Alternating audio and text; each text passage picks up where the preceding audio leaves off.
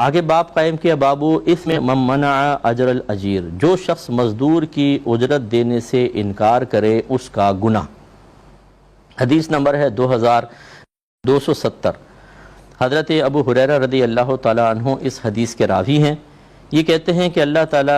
کہ نبی کریم صلی اللہ علیہ وسلم نے فرمایا کہ اللہ تعالیٰ ارشاد فرماتا ہے، میں قیامت کے دن 3 شخصوں کے خلاف مدعی ہوں گا، یعنی دعویٰ کرنے والا، مدعی کہتے ہیں دعویٰ کرنے والا، مقدمہ درج کرنے والا، جھگڑنے والا۔ اللہ تعالیٰ فرماتا ہے 3 شخصوں کے خلاف مدعی ہوں گا۔ ایک وہ شخص جس نے میرے نام سے عہد کیا پھر عہد شکنی کی، یعنی باقاعدہ حلفیہ ایگریمنٹ کیا اور پھر وہ اس عہد سے پھر گیا، اس نے عہد شکنی کی، توڑ دیا، وعدہ والا ہے۔ تو سرکار نے ارشاد فرمایا کہ اللہ تعالیٰ نے فرمایا دوسرا وہ آدمی جس نے کسی آزاد آدمی کو فروخت کر کے اس کی قیمت کھا لی۔ تیسرا وہ شخص جس نے کسی آدمی کو اجرت پر مزدور رکھا،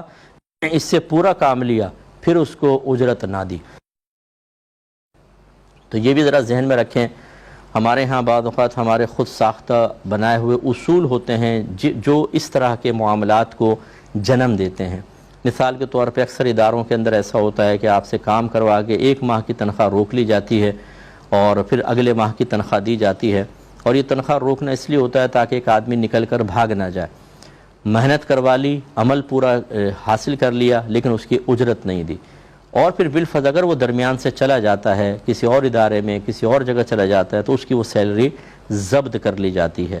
یہ ظلم کی ایک صورت ہے۔ اگر آپ کو مزدور کو روکنا ہے، آپ کو یہ خوف ہے کہ بھی چلتے کام میں چھوڑ کے چلا جائے گا تو ادارے کو نقصان ہوگا، اس کے لیے اور کوئی شرعی ہیلہ اختیار کریں۔ یہ طریقہ کار صحیح نہیں ہے کہ کسی نے کام کیا، وہ اپنی مزدوری کا مستحق ہو گیا، اس کا لینا واجب نہیں، ہمارا دینا واجب ہے، اور ہم سزاً اس کی مزدوری اجرت کو دبا لیں، سیلری دبا لیں کہ تم کیوں گئے چھوڑ کر، فلاں جگہ کیوں جوائن کیا لہٰذا ہم تمہیں سیلری نہیں دیں گے۔ یہ نہیں کر سکتے ہیں، یہ اس حدیث کے تحت آئے گا، تو ذرا ذہن میں رکھیے۔ اسی طریقے سے بعض لوگ کام پورا کروا دیتے ہیں اور پھر مزدوروں کو کم پیسہ دیتے ہیں، ان کی مزدوری نہیں دیتے ہیں، وہ بیچارہ رو رہا ہوتا ہے، گڑ گڑا رہا ہوتا ہے، لیکن ہم نہیں دیتے ہیں، رنگ کروا لیا، پیسے تھوڑے دے دیے۔ جو ایک تو ہمارے یہاں خرابی یہ ہوتی ہے کہ ہم پہلے طے نہیں کرتے ہیں، ہم کہتے ہیں جی رنگ کروانا ہے 4، جو مرضی دے دیجئے گا، چلو اچھا شروع کر لو۔ بھائی کیوں شروع کر لو؟ جو مرضی دے دیجئے گا، یہ تو جھگڑے کا ایک اصل سبب ہے۔ ہونا ہی چاہیے پہلے اجرت طے کریں، کتنے پیسے لوگے یہ بتاؤ، اور کس اسٹینڈرڈ کا کام کرنا ہوگا، اعلی درجے کا، اوسط درجے کا، یا بالکل نچلے درجے کا، یہ پہلے طے کر لیں، اسی حساب سے اجرت طے کریں، اور جب وہ کام کرتا جائے اس کو پیسے دیتے رہیں جیسے اجرت دینے کے بارے میں آپ کا طے ہوا ہے۔ اب ہوتا یہ ہے کہ فرض کر لیں اگر آپ نے طے نہیں کی کوئی اجرت اور کام پہ لگا دیا ہے تو اجرت مثل ویسے لازم ہوتی ہے، یعنی اتنے کام کا جو عام طور پہ مزدور لیتے ہیں وہی دینا ہوتا ہے، لیکن اجرت پہلے متعین نہ کرنے کی بنا پر دونوں گناہگار ہوں گے۔